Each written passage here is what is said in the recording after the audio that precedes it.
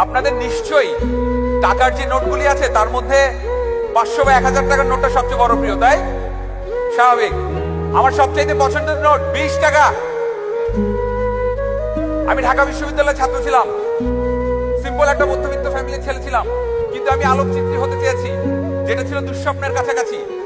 আমি চিন্তা করলাম আমাকে এটা হতে হবে। খুব ছোট করে বলছি, আমি বিশ্ববিদ্যালয়ের ছাত্র থাকাকালীন সময়ে ঢাকা বিশ্ববিদ্যালয়ে 20 টাকা করে ছবি তোলা শুরু করলাম। বিভিন্ন দিবসে হলের মেয়েরা সেজে গুজে আসতো, লাইন ধরে দাঁড়াতো, আমি ছবি তুলে দিতাম, নেক্সট 20 টাকা, নেক্সট 20 টাকা।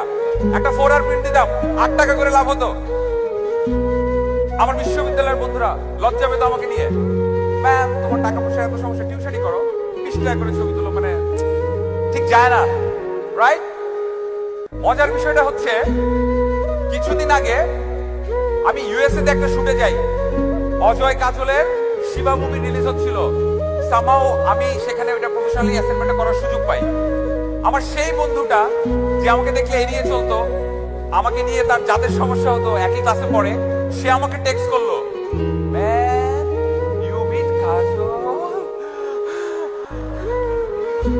আমি একবারও বলার চেষ্টা করছি না অজয় কাজলের ছবি তুলে আমি হাতে করে ফেলার চেষ্টা করেছি।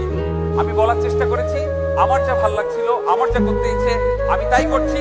আমার সেই বন্ধুগুলি, লজ্জা পাওয়া বন্ধুগুলি সিদ্ধান্ত পরিবর্তন করেছে। তাদের ধারণা আমার সাথে থাকলে, আমাকে বন্ধু হিসেবে বললে তাদের এখন যাতে পারবে। So people, believe in yourself. যে যাই বলুক, নিজের যা ভালো লাগে তাই করুন। সেই মানুষগুলি সিদ্ধান্ত পরিবর্তন অবশ্যই করবে।